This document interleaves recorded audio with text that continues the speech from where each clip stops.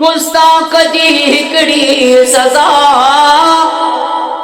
ठक कुहाड़ीअ सां कजे बस धड़ जुदा ऐं सिर जुदा।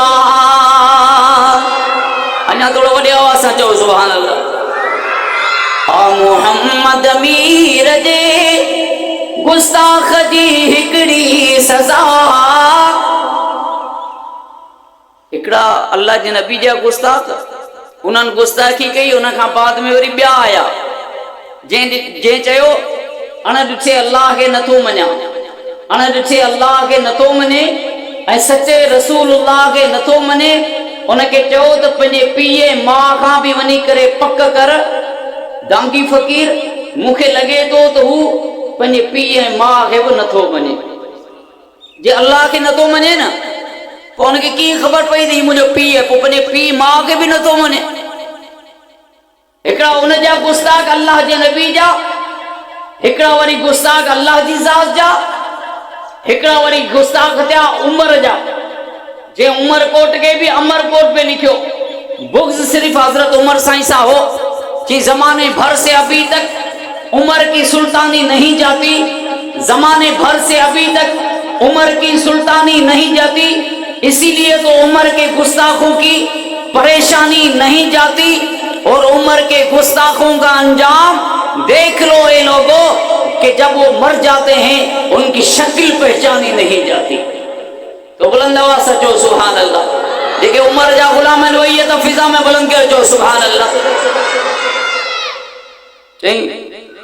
आ मोहम्मद मीर जे गुस्ताख जी हिकड़ी सजा।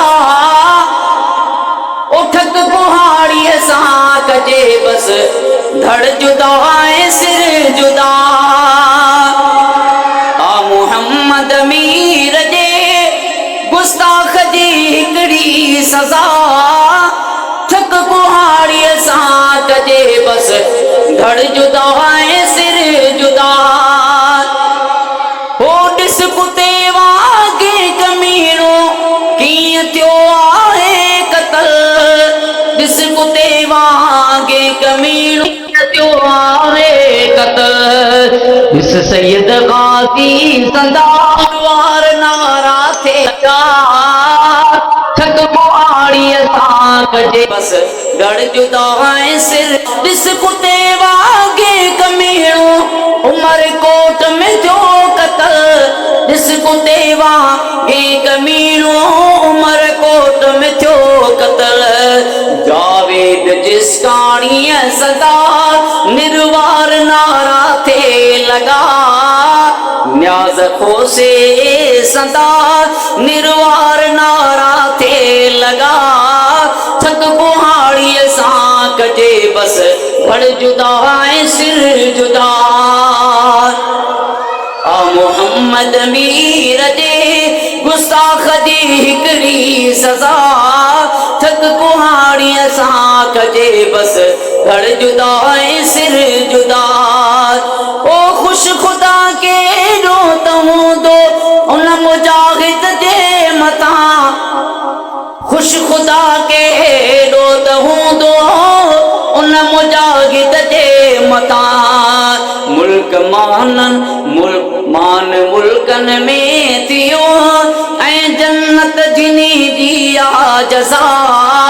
ठक कुहाड़ीअ सां कजे बस धड़ जुदा ऐं सिर जुदा। कम क़यामत में तईद से सोलंगी यूसुफ सदा। कम क़यामत में तईद से सोलंगी यूसुफ सफा। हुन कई मुरसल मिठे सां पुली सवार न कई। मुरसल मिठे सां आवड़ी के दी वफा। ठक कुहाड़ीअ सां कजे बस धड़ जुदा ऐं सिर जुदा। आ मोहम्मद मीर जे गुस्ताख जी हिकड़ी सजा। ठक कुहाड़ीअ सां कजे बस धड़ जुदा ऐं सिर जुदा। इंशाअल्लाह